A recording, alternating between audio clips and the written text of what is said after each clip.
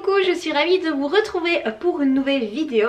Je vais vous parler de ma dernière lecture. Il s'agit du livre Quelqu'un qu'on aime de Séverine Vidal. C'est un livre que j'avais reçu dans la box Feel Good du site La Cube. Et justement, c'était un partenariat, donc cette vidéo, si vous l'avez ratée, je vous laisse le lien ici. Donc c'est une box qui est vendue à 75 €. Vous avez 4 livres dedans plus des goodies. J'ai réussi à obtenir un code promo pour vous. Donc c'est un code qui vous donne droit à 5% de réduction sur votre box. Donc voilà, je vous laisserai le lien en barre d'infos et le code promo si ça vous intéresse de vous procurer la box La Cube. Je pense que le code promo fonctionne sur toutes les autres box. Donc vous avez la box Feel Good, mais vous avez des box sur d'autres thèmes. Et je pense que le code fonctionne sur les autres box. Je crois qu'il fonctionne aussi sur les abonnements. Donc voilà, à tester. Mais voilà, vous avez droit à 5% de réduction. Donc si vous aviez envie de craquer, et ben voilà, ça peut être l'occasion avec cette réduction. Et donc voilà, moi ici j'ai lu celui-là. Donc c'est le deuxième livre de la box que je termine. Et celui-ci, je l'ai bien aimé. C'est un livre, en fait, je me suis rendu compte en le commençant que c'est un livre que j'avais mis dans ma wishlist Amazon il y a déjà quelques mois de ça. Je l'avais pas acheté et voilà, mais par contre il me tentait beaucoup puisque je l'avais rajouté dans ma wishlist. Donc c'est qu'à un moment donné j'ai dû en entendre parler et je me suis dit que j'aimerais beaucoup le lire. Et je ne m'étais pas rendu compte en recevant le livre en fait. Et donc là voilà, je suis contente parce que du coup je l'ai reçu, je l'ai lu. Et je l'ai bien aimé. Donc ici on se trouve clairement dans un roman contemporain feel good. Malgré tout c'est quand même un petit peu triste. Alors il y a plein de passages qui font beaucoup sourire. Il y a des belles leçons de vie également, mais c'est vrai que la fin est un petit peu triste. Donc ici on va suivre Matt qui a 21 ans.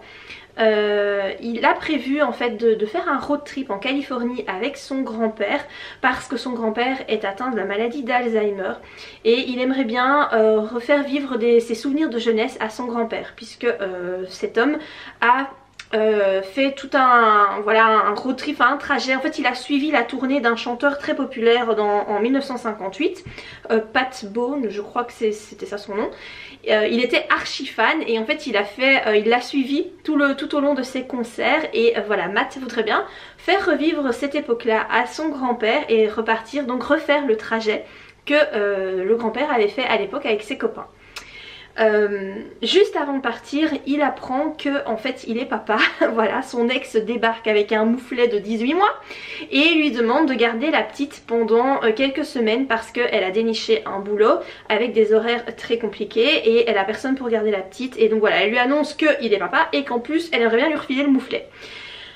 Voilà, globalement Matt réagit assez bien. Bon, je me dis que peut-être que la réaction est peut-être pas très plausible parce que je me dis que la plupart des mecs réagiraient un peu, enfin pas comme ça en tout cas. Mais bon bref, c'est du feel good, il réagit bien. Voilà, il accepte de s'occuper de sa petite fille, il y a une relation qui commence à se nouer avec cette petite fille.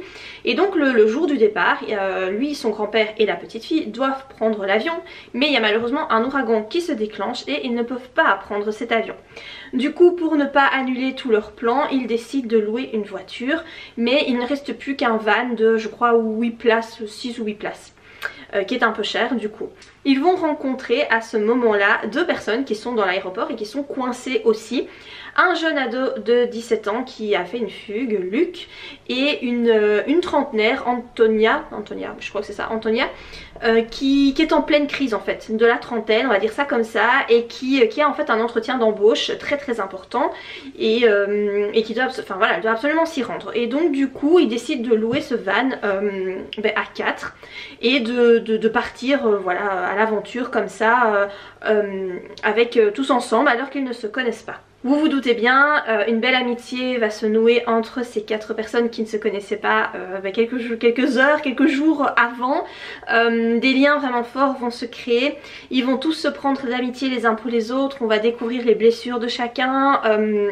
Et c'est assez touchant. Alors c'est surtout le grand-père qui est très touchant puisqu'il atteint de la maladie d'Alzheimer. Et on se rend compte très vite qu'en fait la maladie évolue vite quoi. il est au stade intermédiaire et on voit qu'il fait des crises de plus en plus souvent et que les crises, ben, voilà, elles sont dangereuses, elles sont douloureuses pour les proches et même pour lui qui se rend compte finalement que ben, il se voit dépérir. Et donc voilà, en gros ça raconte ça, je vais pas vous en dire plus parce que le roman est fort court, hein. Il fait 220 pages, donc franchement il se lit très vite, je l'ai lu en 2 jours, tellement il se lit vite, c'est écrit, en plus c'est écrit quand même assez grand, ça aéré, enfin voilà, ça se lit hyper vite, c'est une très très jolie histoire. Attention peut-être pour les gens qui sont un peu sensibles à la maladie d'Alzheimer, qui sont... on va dire qui sont pas bien avec ça, voilà, sachez que c'est quand même le thème principal du roman et que ça tourne autour de la maladie d'Alzheimer. Mais voilà, moi personnellement ce n'est pas quelque chose qui me fait du mal ou quoi que ce soit parce que j'ai la chance de n'avoir personne dans mon entourage qui est atteint de cette maladie. Chez moi, voilà, on meurt d'autre chose mais pas de la maladie d'Alzheimer, hein. Bon, chaque famille a ses pathologies, j'ai envie de dire. Donc moi c'est vrai que je n'ai jamais été confrontée à cette maladie, mais je suppose que pour les gens qui sont peut-être confrontés, ça peut être difficile de lire ce style de roman, ou au contraire ça peut peut-être leur faire du bien, je sais pas trop, je suis pas dans le cas donc je ne sais pas. En tout cas c'est un livre que j'ai aimé, je l'ai trouvé très chouette, très bien écrit, avec ses touches d'humour etc. La fin est très touchante. Pour moi c'était une réussite, je suis contente de l'avoir lu et vraiment ça restera un très bon souvenir pour moi. Là j'ai commencé le livre Grisha, le tome 1. Je vais pas vous en parler parce qu'en fait il me reste 90 pages, je l'ai bouffé. J'aime trop. D'ailleurs pour tout vous dire j'ai là en fait commandé le tome 2 et le tome 3 parce que là je vais le terminer sans doute ce week-end et en fait ben, je n'ai pas la suite et ça me frustre beaucoup parce que j'aurais voulu continuer avec le tome 2.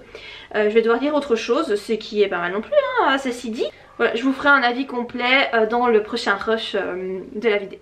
Et coucou, je vous retrouve aujourd'hui, nous sommes le 21 mars, c'est le jour du printemps, le premier jour du printemps. Je suis trop contente, il fait super bon, il fait, je crois qu'il a fait 18-19 degrés. Aujourd'hui en Belgique ça fait trop du bien. Je vous retrouve dehors, il n'y a pas de vent ni rien, franchement c'est trop agréable. Et je vous retrouve pour vous parler d'un roman, ma dernière lecture. J'ai lu le tome 1 de Grisha. Donc c'est écrit par Leigh Bardugo et moi j'ai la version livre de poche avec cette espèce de bandeau Netflix absolument immonde que je ne peux pas retirer parce que ça fait partie de la couverture, hein. C'est dommage parce que franchement la couverture est vraiment très jolie. Alors cette saga Grisha je la connaissais par la série Netflix Shadow and Bones, je crois que c'est... Bah oui c'est marqué ici. Shadow and Bone, donc c'est...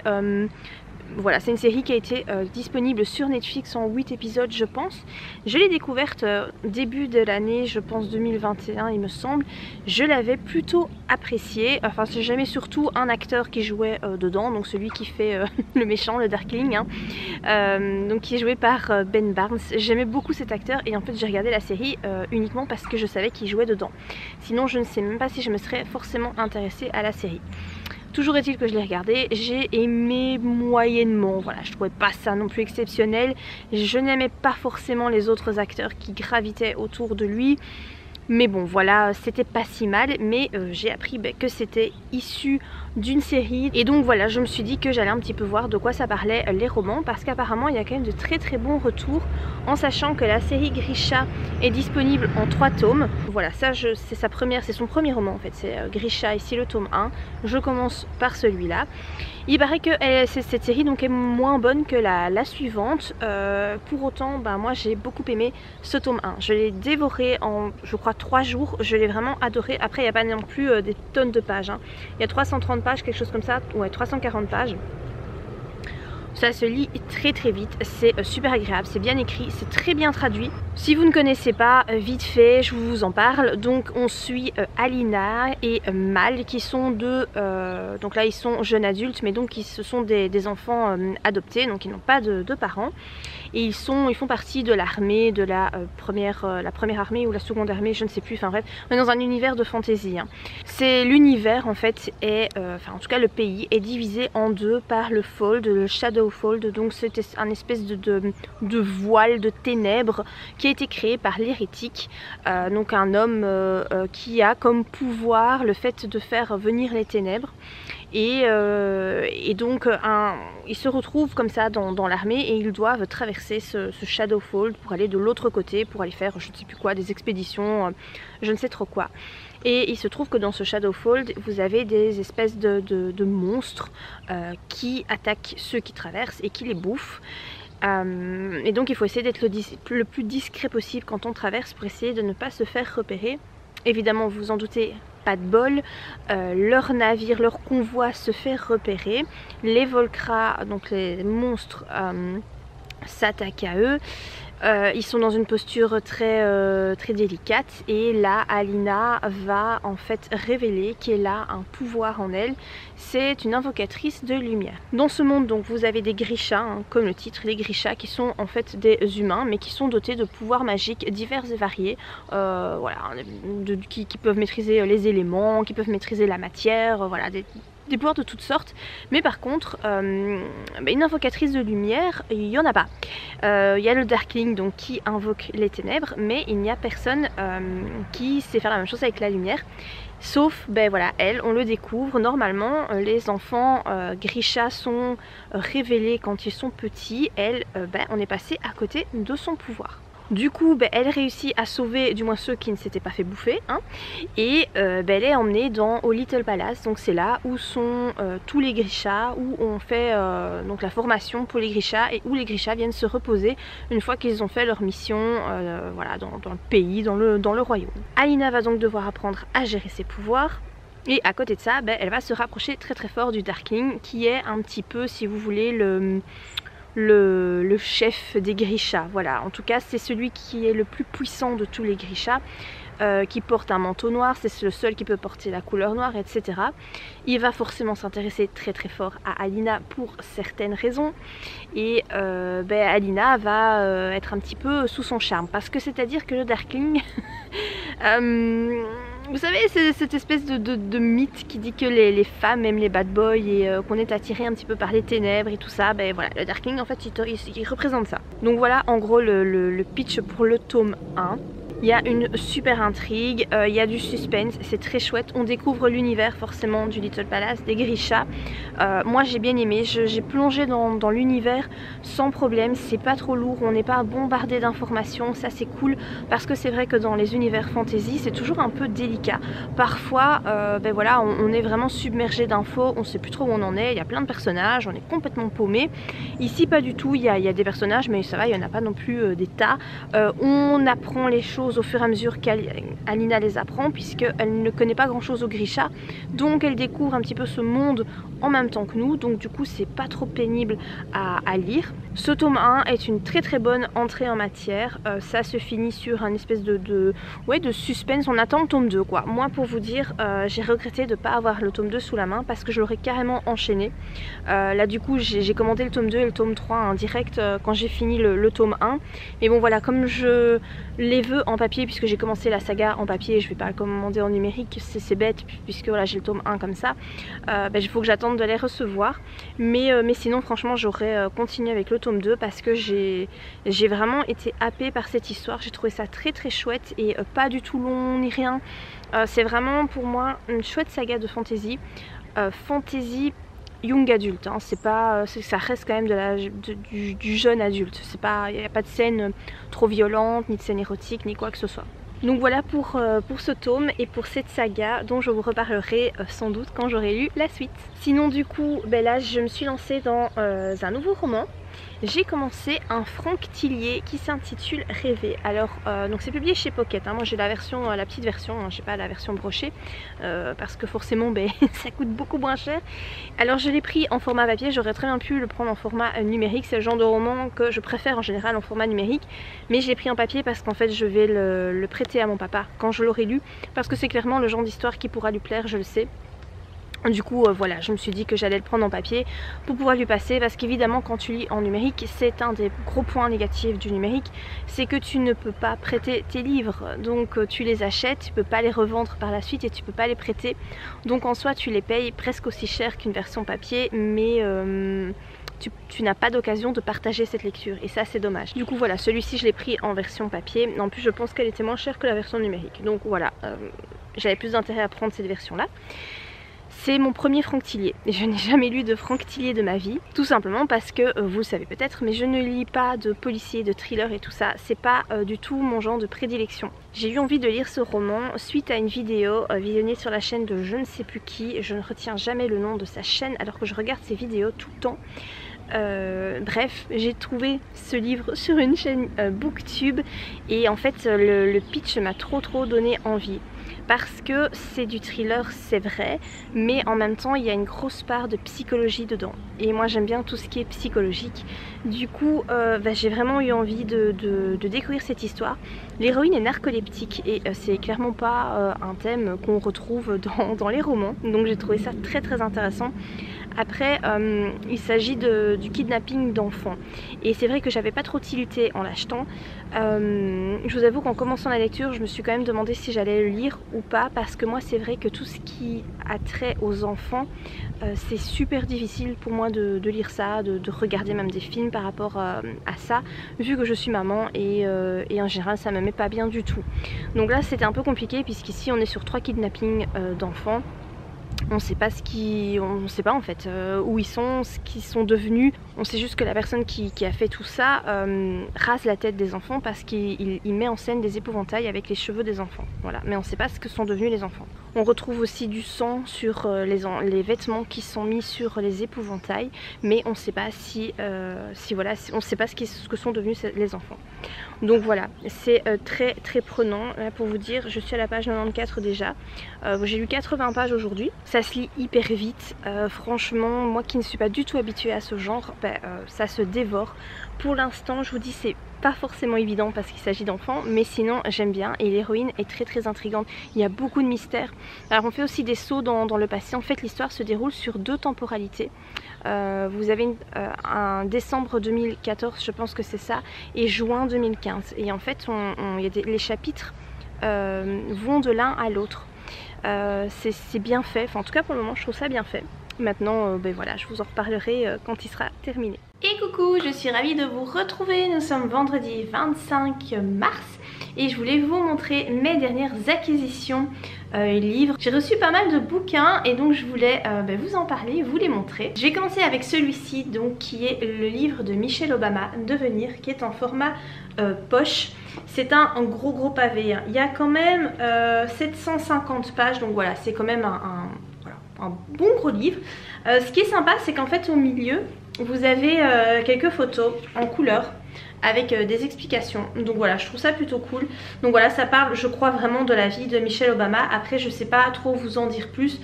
Moi, ça m'intéressait bien parce que c'était, voilà, Michelle Obama, c'est une femme qui a fait des choses, je crois, assez admirables. Je ne sais pas trop. Je vous avoue que je connais pas trop sa vie. En fait, ça m'intéresse beaucoup de lire des biographies de femmes, beaucoup plus que des biographies d'hommes, parce que je ne m'y retrouve pas trop dans...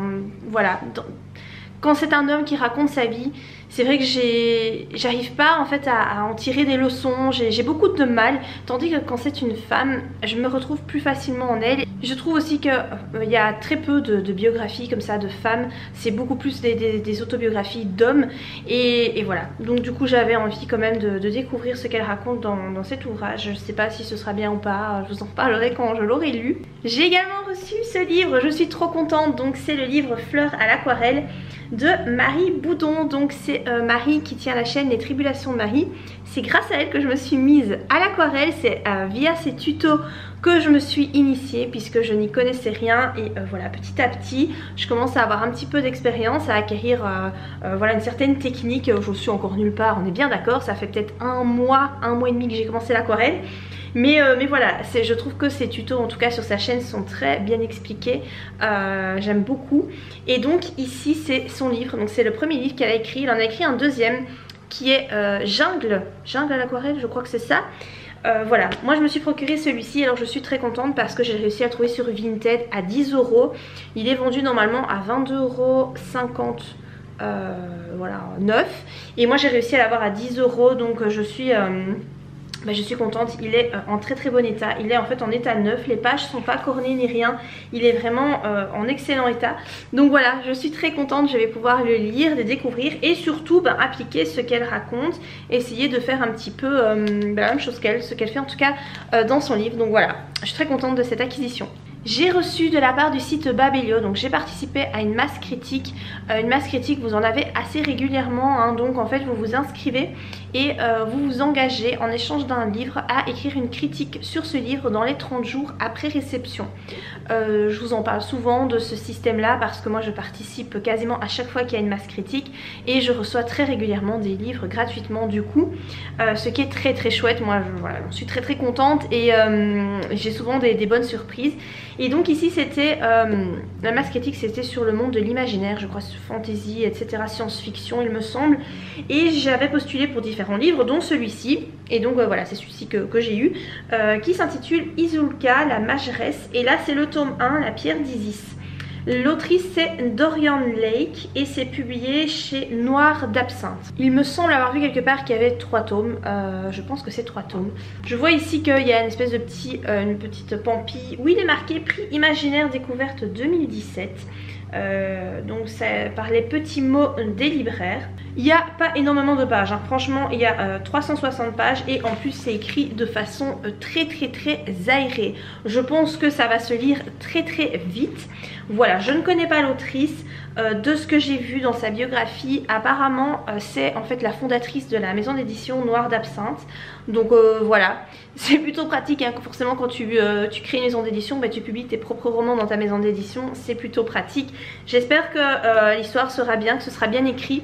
Voilà, je ne sais pas trop quand vous dire, je ne sais même pas exactement de quoi ça parle. De toute façon ce livre je vais le lire très vite parce que comme je dois rendre une critique dans les 30 jours après réception et que je l'ai eu il y a 2-3 jours, il va falloir que je le lise. Donc à mon avis, est-ce que ce sera ma prochaine lecture ou est-ce que, je sais pas, peut-être que ce sera la prochaine lecture, comme ça voilà, je suis sûre d'être dans les temps pour publier ma chronique. En tout cas voilà, il va être lu très vite. J'ai acheté les tomes 2 et 3 de Grisha. J'ai fini le tome 1, donc je vous en parle justement dans cette vidéo, hein, qui est un gros coup de cœur. J'ai vraiment adoré ce tome 1. Du coup, je me suis procuré les tomes 2 et 3. J'ai vraiment regretté de ne pas les avoir sous la main quand j'ai fini le tome 1.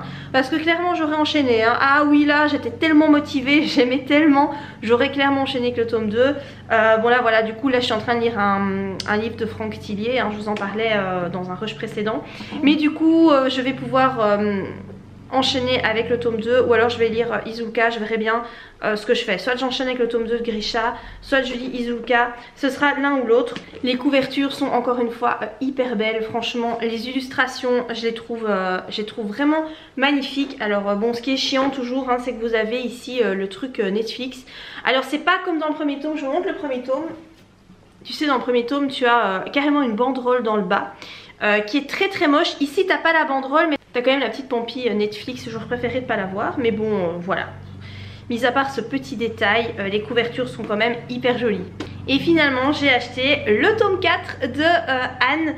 Donc cette fois-ci c'est Anne de Windy Willows de Lucide Maud Montgomery. Donc c'est la saga Anne de Green Gables.